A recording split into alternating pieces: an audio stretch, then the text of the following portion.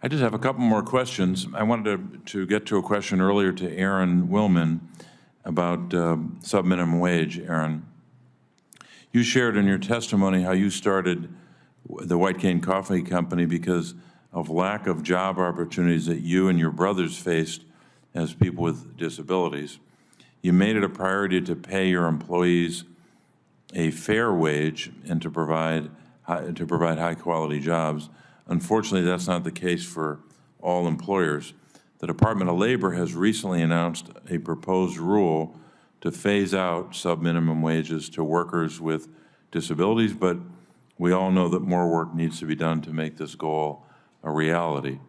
I have bipartisan legislation to do that, and we're working even in these last number of days of the year and of my time in the Senate to pass that. But Aaron, I wanted to ask you, what advice would you give to employers, because you are one, and to people with disabilities about how to ensure full, equitable access to both fair wages and high-quality jobs? Thank you, Senator Casey. I think that employers should really do their research to see what benefits they can find to help be able to pay their employees a proper wage.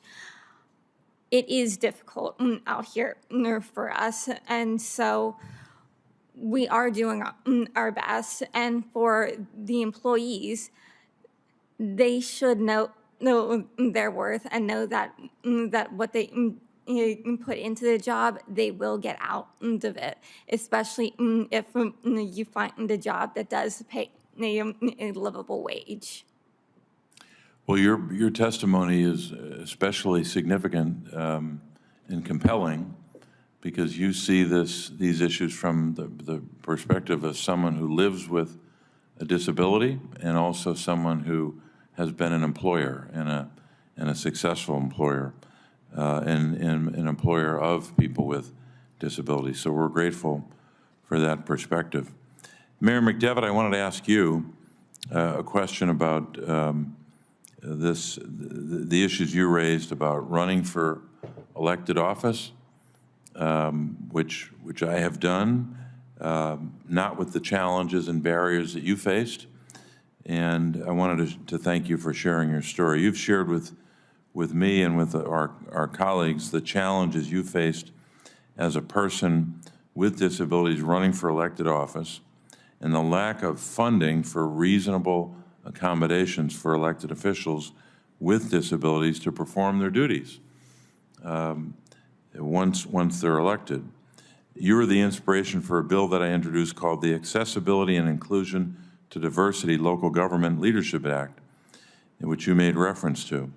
However, there's a lot more work to do to ensure that people with disabilities are represented in all levels of office. Mr. Mayor, as we look to the future, what can we do to help reduce barriers for people with disabilities to run for and serve in public office? Thank you, Senator Casey. As I mentioned, the bill that you introduced, the AID Act, the Accessibility and Inclusion for Diversity Local Governance Leadership Act, would be a huge step in the right direction because it would remove the cost of accommodations for anyone who wishes to run or campaign. Today now, for example, it feels like open season. Any issue can become politicized. So by removing the cost of accommodations from the discussion, we can focus on the person's abilities, their ability to represent people in their community. One wonderful example of this,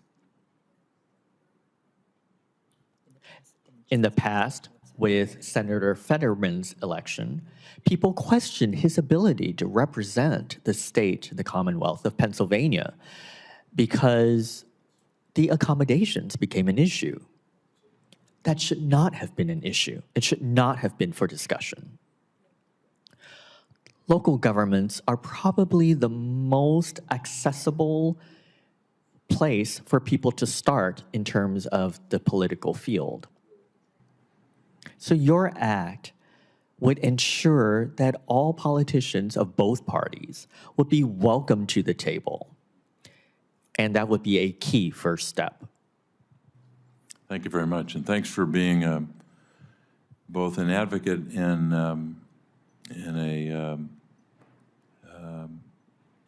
a model for those who would seek to run for public office with a disability. We're grateful for that. And of course, that inspiration has spread, I think, at least across our state, and I'm sure well beyond, because of course, Erin ran for state representative, and we're grateful that she took on that challenge. And Erin, if I know anything about politics, you can run again. So don't let that be your last election after you make a lot of money in that coffee company. But I wanted to close. Ai-jen, I wanted to see if there's anything else you wanted to add to the record, or anyone else for that matter. If you have anything else you wanted, you can certainly add written statements to the record that would amplify or add to your testimony.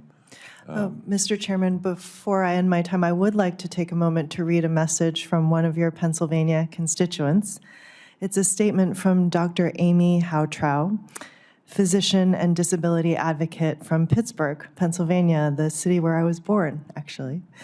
In the disability justice movement, you often hear the rallying cry, "Nothing about us without us." Senator Casey has taken this to heart and brings people with disabilities to the table. Make sure they have a seat at that table and a voice that is heard and respected. In a world where people with disabilities are marginalized, disregarded, dehumanized, and discarded, Senator Casey has used his authority, time, and efforts to elevate issues faced by disabled people. Pennsylvanians, especially disabled Pennsylvanians, and all disabled Americans have a champion in Senator Casey. I know that even after his Senate term ends, we still will. I ask that the statement regarding the chairman's work be entered in its entirety into the record. Without objection, again, Ai-jen, thank you for reading that into the record in this last hearing. I'm reminded, I was sitting here in an aging committee hearing back about, gosh, it must be a decade ago now, more than a decade, 12 years ago. The chairman of the aging committee then was Herb Cole from Wisconsin. And Herb was a pretty low-key person, and apparently before the hearing he instructed everyone not to make statements that would be laudatory of the chairman, and they did it anyway. So I know now what Herb what he was feeling, what he was thinking at that moment. But I'm so grateful for those statements about my service and in particular the service of those who have served with me on my staff and for purposes of today, especially the Aging Committee staff, which I'll make reference to in a moment. But because of time, we do have to wrap up, and I will, there may be more questions for the record that we'll submit for our witnesses.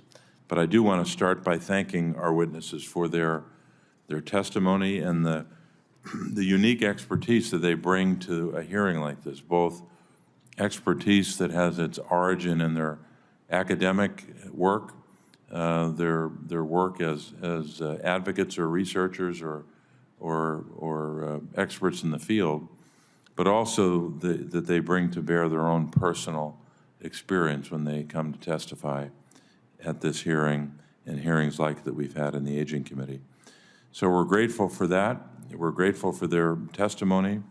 We know that based upon what we've heard today, there's a lot more work that must be done to protect the lives of and the rights of individuals with disabilities, whether it's living wages or wealth building, access to higher education, accessible technology, home and community-based services, and accessibility to ensure civic participation.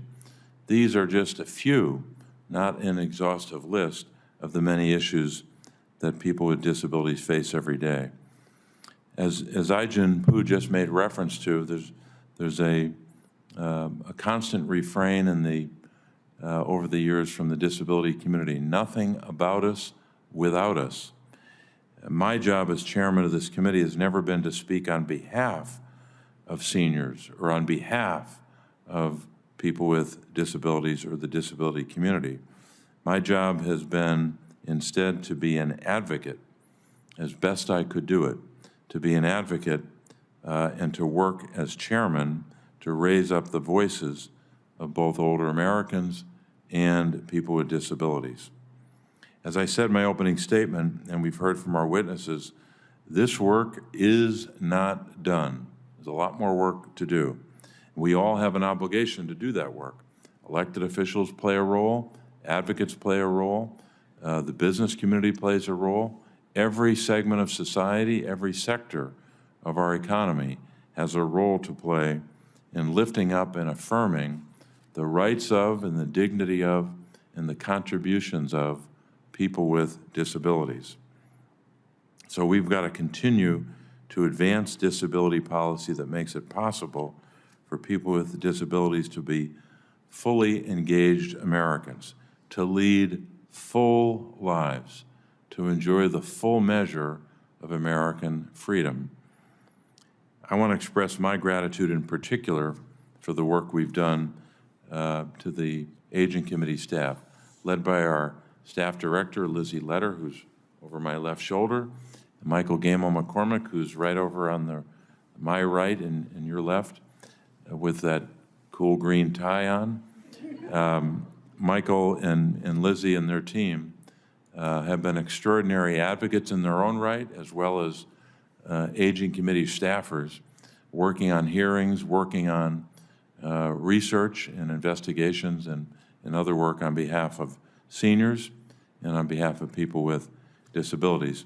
So I will, without objection, enter into the record a list of Aging Committee staff members who are members of the staff as of December of 2024 as we conclude this 118th Congress.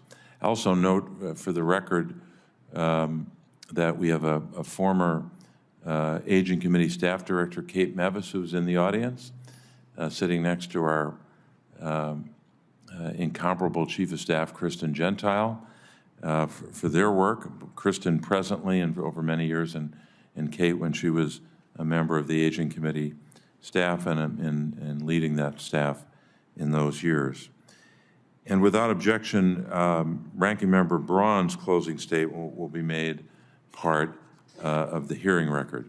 And again, I've enjoyed working with Ranking Member Braun and wish him well in his next assignment in public service.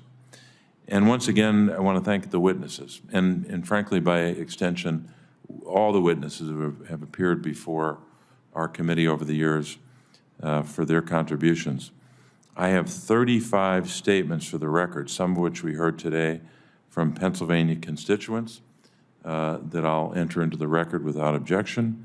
If any senators have additional questions for the witnesses or statements to be added, the hearing record will be kept open until next Wednesday, December the 18th. Let me conclude with just a couple of thoughts about disability policy. We know, as I made reference to earlier, the Americans with Disabilities Act, passed in 1990, set 4 goals for people with disabilities. Number 1, economic security. Number 2, full participation. Number 3, independent living. And number 4, equal opportunity. We've made great strides on all 4, but the full realization of those 4 goals still lies ahead of us. Not just ahead of us for those who will be serving in Congress, but lies ahead of us as Americans. We all play a role in advancing those goals. I leave my chairmanship of this committee with a charge for everyone to continue to build on that progress and to ultimately achieve those goals. It's been an honor to serve as chair of this Special Committee on Aging.